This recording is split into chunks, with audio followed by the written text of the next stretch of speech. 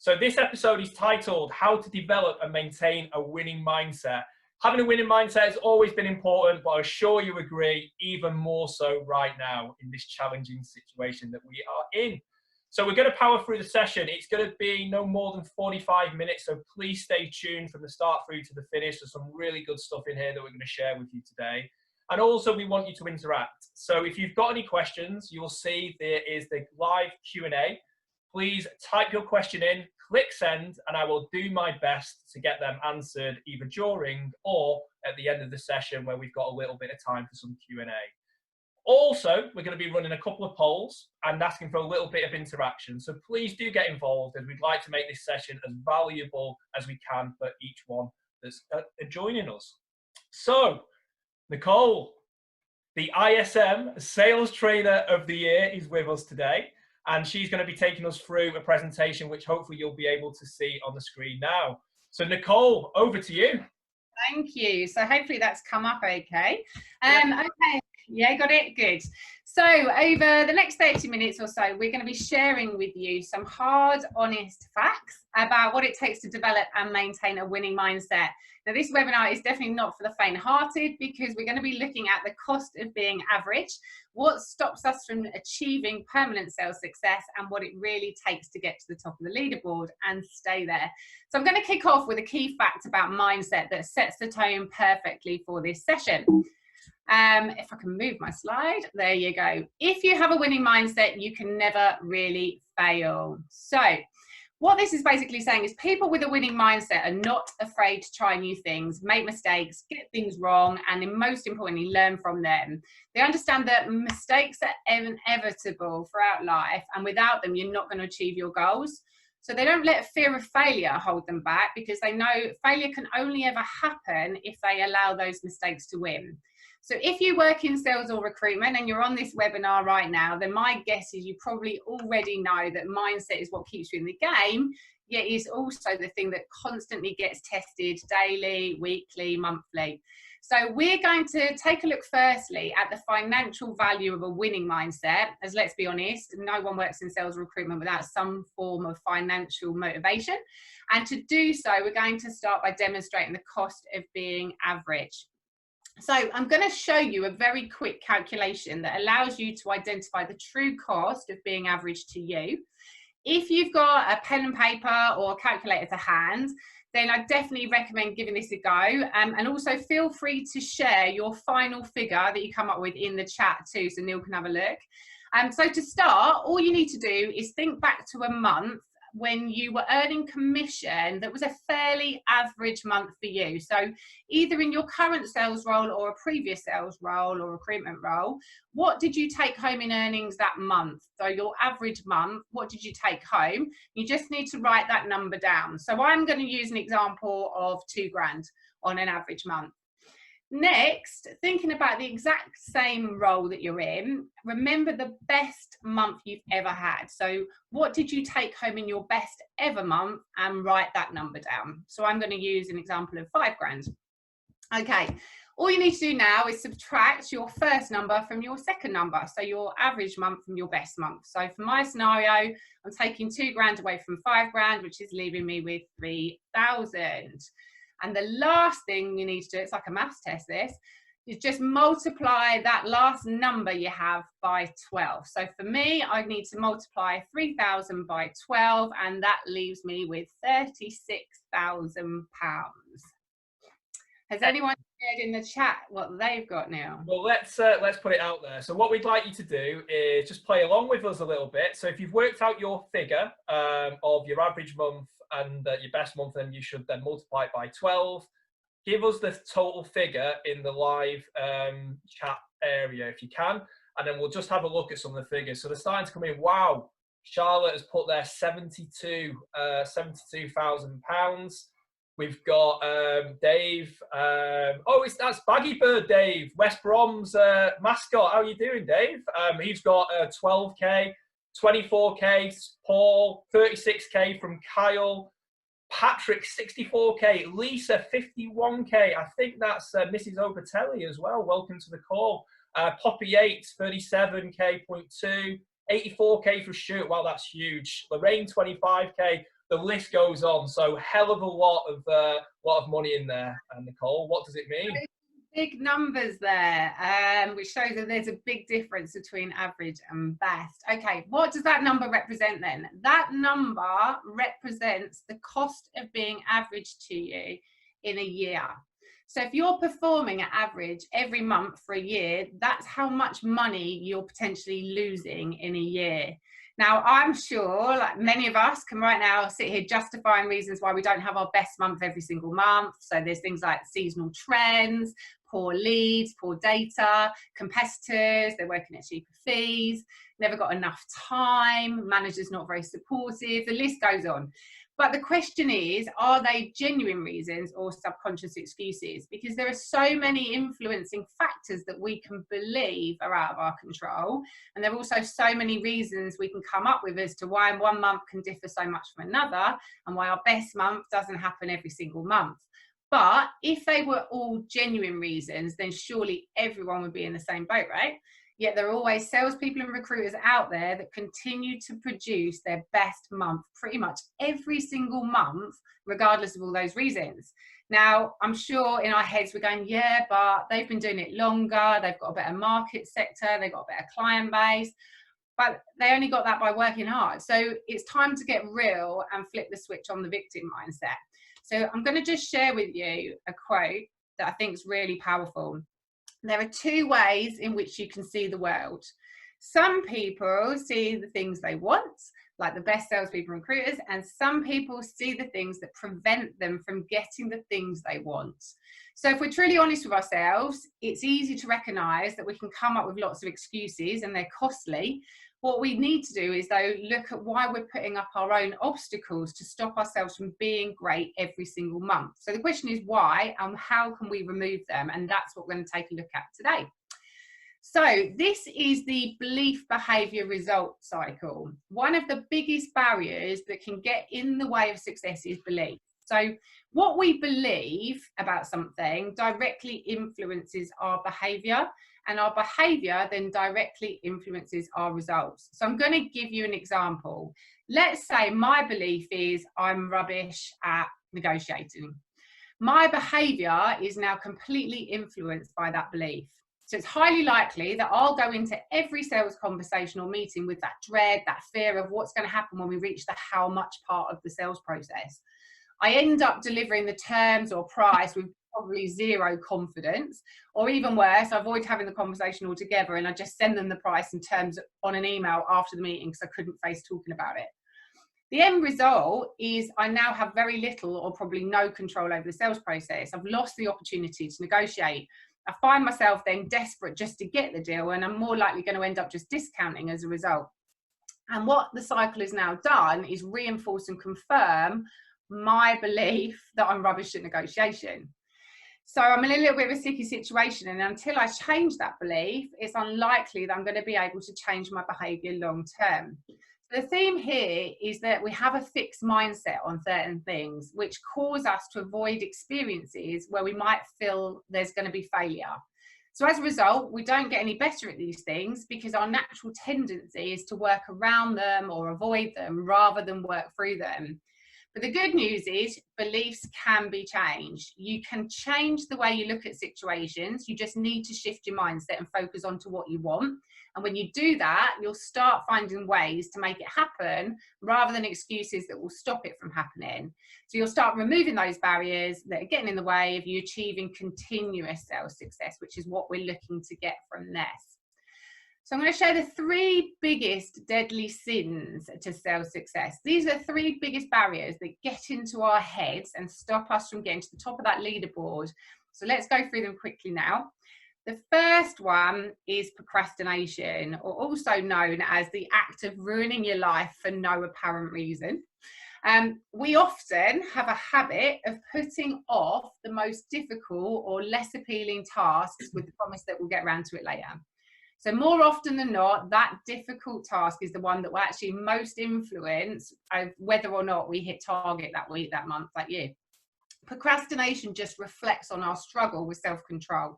So a collapse of self-control means that we just put things off until it's too late. So I'm sure it won't be any surprise to you know that sales and recruitment, the number one task that is put off most through procrastination is prospecting. So the one activity that is absolutely key to getting us hitting target and to the top of the leaderboard is the one we actually put off, which is crazy. And we put it off probably because it's the hardest part of the sales process. But no surprise, we then end up finding ourselves with no proper pipeline and a target that's now getting further and further away from our reach because we haven't done the activity. So if this is starting to sound a little bit familiar, then an action you need to set for yourself right now is ask yourself the question, why are you putting that task off? Because only when you're honest with yourself around why can you start to fix that root cause of the problem and stop procrastinating. And we'll give you some clues in a moment how to do that. The second big barrier is presumption. Recipe for failure, this one.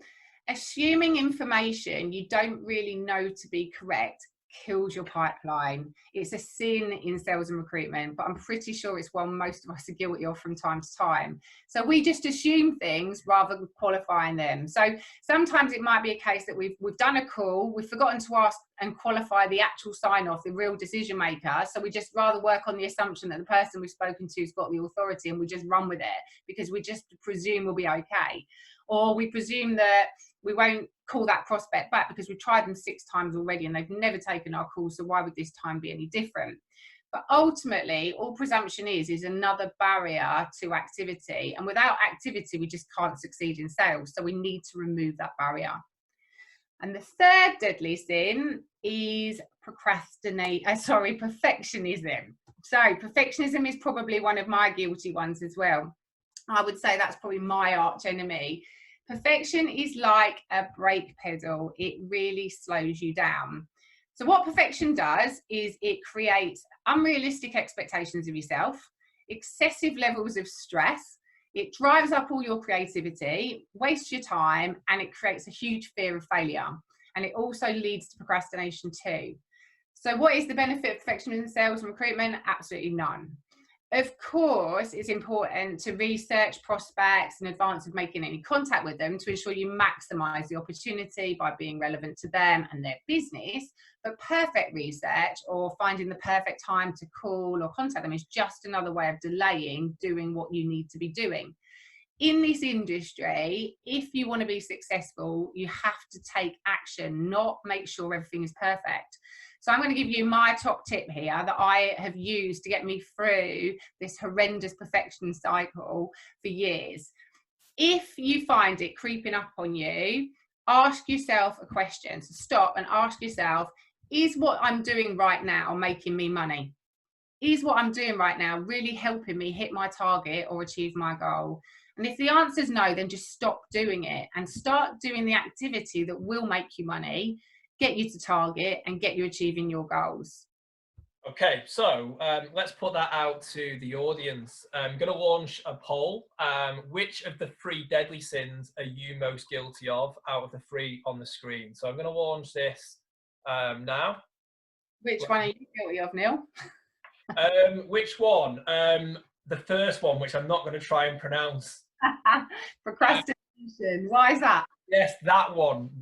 Because I think we're putting off the worst task to do you've got to do each day. You put it off till the end of the day. And I think from what you've just been saying, by doing so, your mindset's going to be affected then all the way through until you actually get that task done out of the way because you don't want to do it. So big learning for me, get the worst thing done first of the day to give me a more positive mindset throughout. So number 1, definitely. In terms of the votes, what we've got in, there's over 100 people, or around 100 people voted, and 49% also go for number 1, which is Nicole. Procrastination. It is followed though by 39% perfectionism as well. So they're the top 2. I'll end the polling, and you'll be able to see the results now. Wowzers. Procrastination is a dangerous one, that. It just goes to show that we're all suffering for at least one of those 3, and they are the things that actually get in the way of our success. But I would say, yeah, procrastination is a very common one, and actually slows us down. So these deadly sins are all actually driven by the same thing. So whichever one you have, it's driven by the same thing, and that's your mindset. Our mindset is responding more to emotion than logic. So we're allowing how we feel to control our actions. Now, top performers are those that are sat at the top of the leaderboard because they've nailed these deadly sins. They don't work on emotion, they focus on logic. They may not enjoy doing some of those tasks, but they know that if they do them, they will ultimately achieve the goals that they need to achieve. So they've identified that to be successful in sales, you have to do something.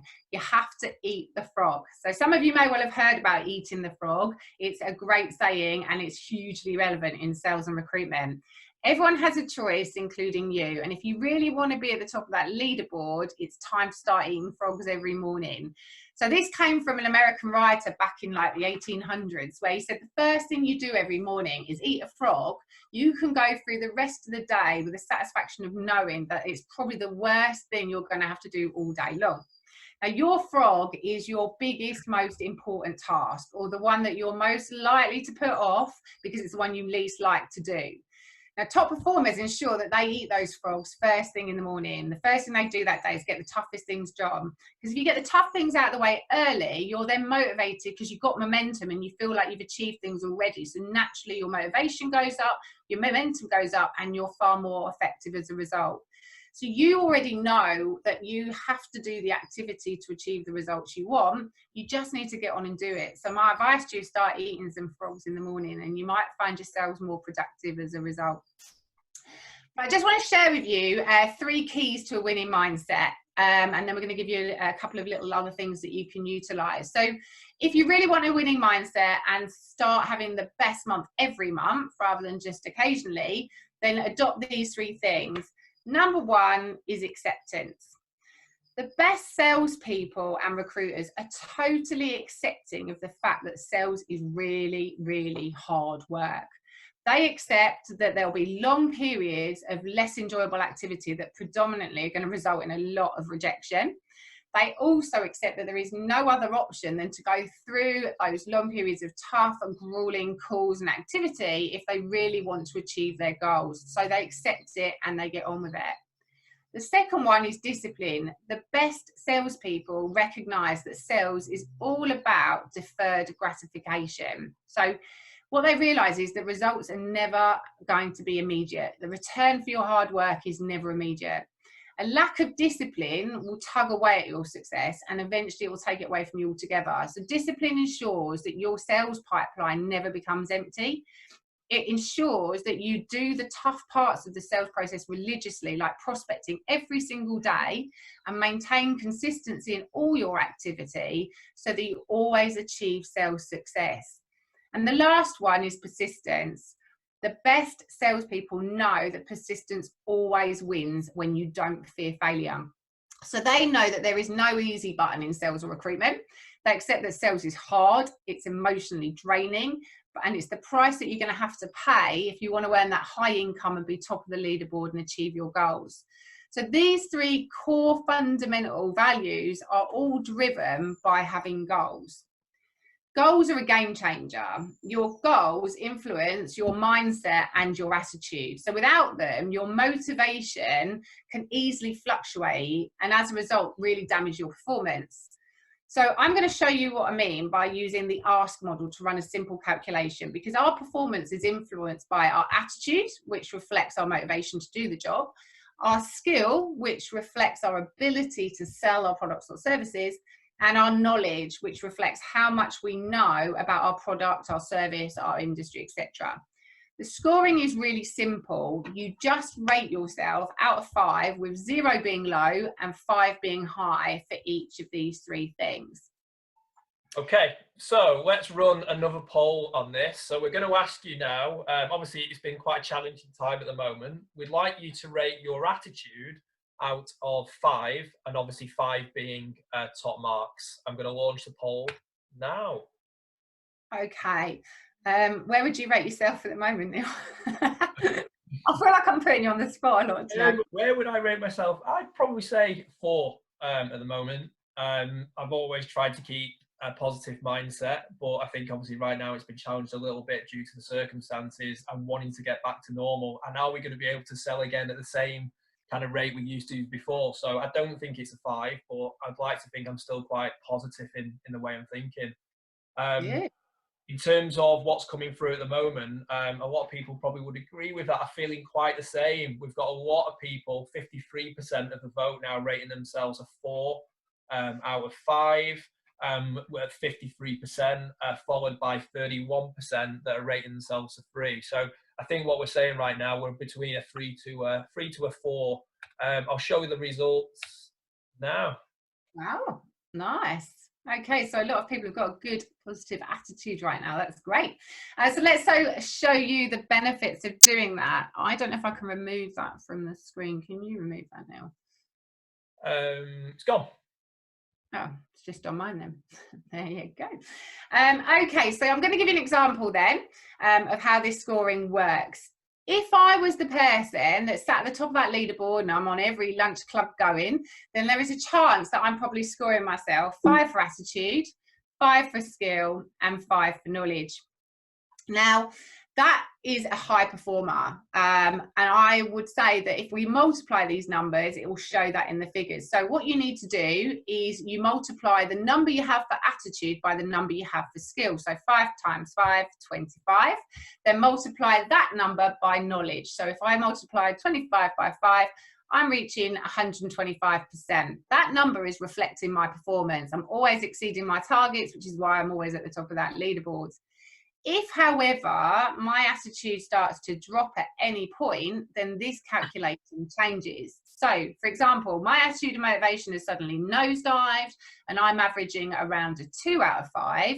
It then really doesn't matter how good my knowledge or my skill is, because my effort has dropped as a result and I'm now performing way below target, because 2 times 5 is 10. And therefore I'm left with 50%. So now I've gone from sitting at the top of the leaderboard to sitting at the bottom because of my attitude, not because I can't do the job, but because I'm not motivated in the right way to deliver the results. So the total score is always based on the fact that we always start with attitude. Our attitude is driven by our level of motivation to do the job, and our motivation is driven by our goals. Now, Neil, I know you're a massive believer in goal setting, so I'm going to let you take this one. I'm going to have a little bit of a break. Sure.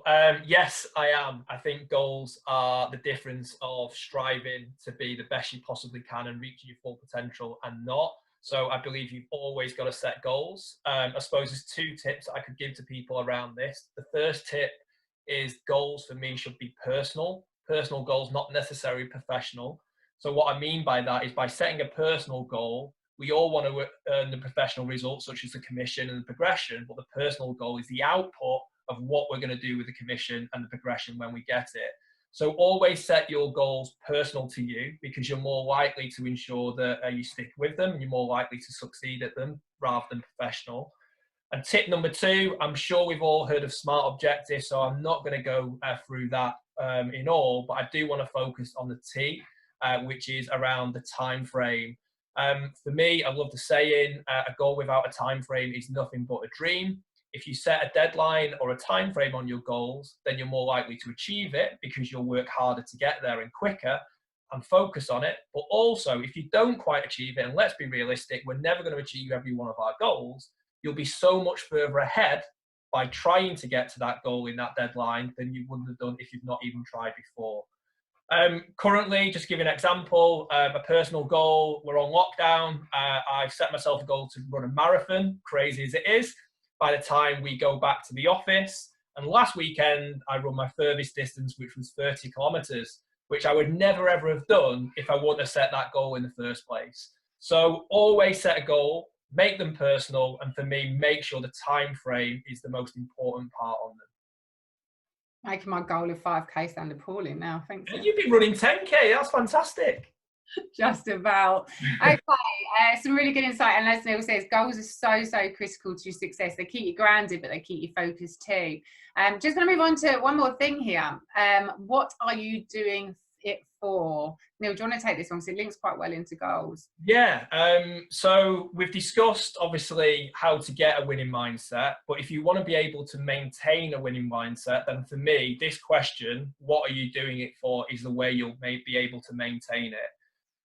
We've probably heard of the saying, what's your why? And some people may think that's quite cheesy, but I'd actually challenge that, because a strong reason why for me is the difference between success and failure. You need to really think about, is your reason why deep-rooted enough to keep you going? Is it deep-rooted enough to get you up when you fail? As when things get tough, like they are now, for example, we need to always try that one more time. People with the winning mindset that maintain it will try that one more time because their reason why is so deep-rooted, and that will be the difference between success and failure. It can really be that close. So my advice is, after today, obviously set your goals and the information that we've been through, but think about your reason why. Is it challenging enough? Is it strong enough? And is it going to help you reach your goals? And is it going to help you reach your full potential? Have a think about it. Yeah, great advice. Why is so key. Okay, so just to summarize some of the key things that we've covered and what's really important to action moving forwards. Key takeaways: don't be average. Average costs you money, so don't be average. We can come up with lots of excuses, but we should always be striving to be the best. Remove those barriers. We know what's stopping us from being great, and now we need to change it. Eat the frog. Get the worst and toughest things done early, and the rest of your day will 100% be more productive as a result.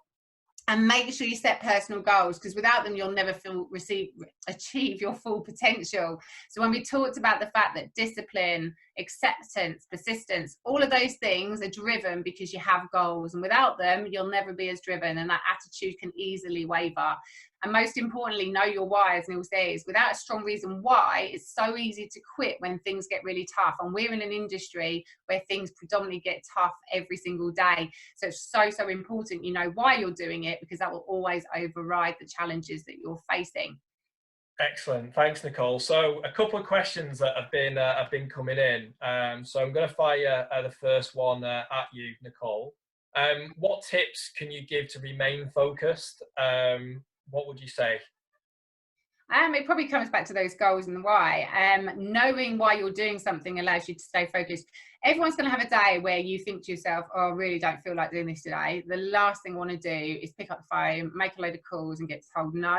But the reality is, if you don't do that, you're going to get further away from where you actually want to get to. So there's a real belief that you need to make sacrifices now for what you want most. And I've always believed that if you can make the sacrifices now and do the things you don't really want to do, it's because what you really want more than that is going to be worth it in the end. So there's always going to be activities in sales and recruitment that we don't particularly enjoy, but they're the ones we then put off, and ultimately they're probably the ones that we should be doing the most of, because one of the reasons underlying it is stopping us from doing it. So always know every day when you go in, why am I doing what I'm doing, and have outcomes set each week on a Monday or a Sunday night. Know what your outcomes are for that week, know what you want to achieve that week, so you stay far more focused and you know what you're going to be doing for that week. As soon as you've got focus, it's harder not to deliver on your activity.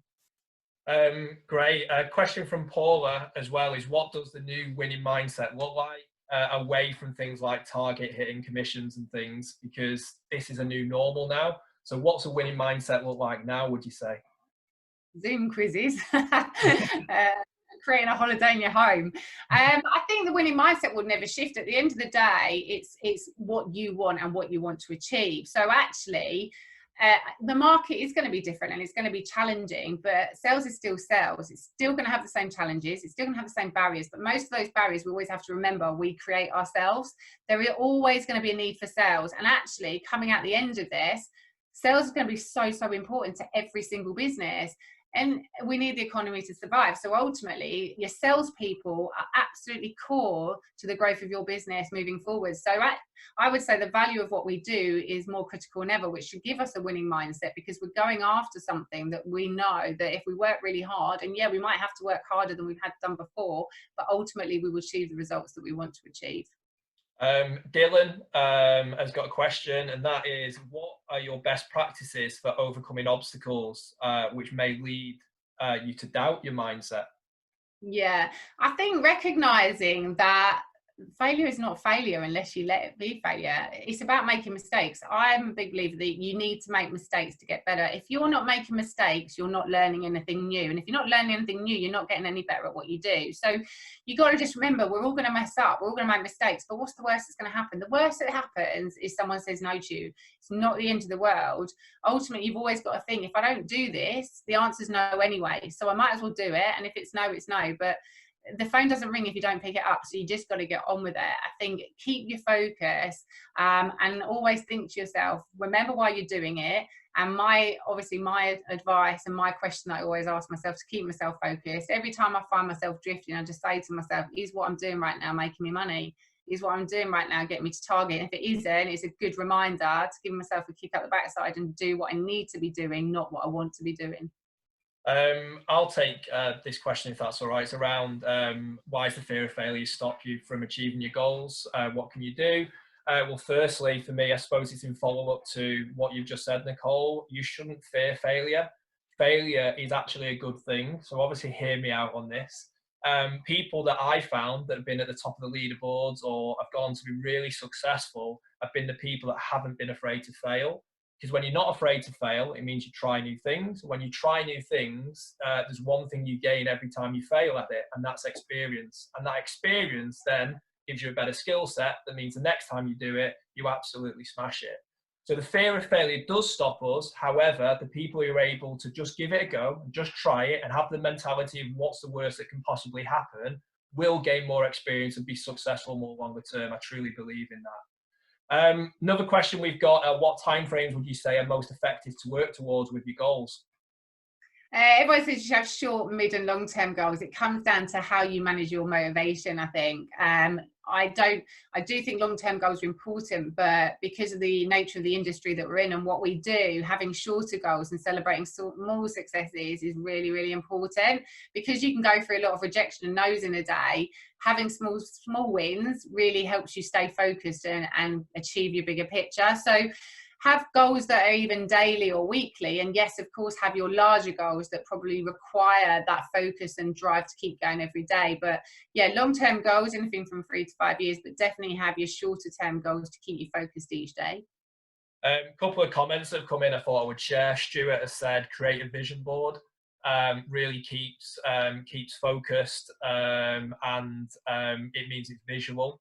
So I think I really like that. So put your goals on a vision board. Interesting, after the talk I did yesterday with the guys at Prime, Harry sent a picture of his vision board, had all his goals set up there. Apparently a couple of Rolexes, but you know, everyone to their own. And Lisa has said, I always say a no gets me closer to a yes. I suppose a really great mentality to have to ensure you pick up that phone just one more time. Brilliant. So I think we've had enough in terms of the questions that we've done. Just wanted to kind of finish off really with throwing something out there to the audience for our next webinar. I hope you found this session valuable. We are doing these sessions for free because we really want to add value to salespeople across the UK and beyond. So if you found it valuable, please give us a shout out on LinkedIn and tag in This Is Prime. Maybe a good thing with your takeaways from today, because it'd be really good to be able to push this out further afield. And also, we're going to be hosting another webinar, same time, 11 AM next Thursday, and we're doing these every week now. But this time, we'd like to throw the agenda out to you. So we'd like the audience to pick the subject matter of what you feel will be most powerful and insightful to help you at the moment. So watch out for the This Is Prime LinkedIn, because you will see a post coming out shortly, and it will be asking for you to put in the comments what you would like next week's webinar to be on in terms of will help you within your sales or recruitment positions. So please give us your comments and we can put on a really good session next week. Thank you, Nicole. You've been awesome as ever. Absolutely smashed it as always. And thank you mostly to everybody that has tuned in. I hope you found the last half an hour or so really valuable. Keep safe, keep well, and keep changing the perception of sales. Thanks, everyone. Take care of yourselves. See you later.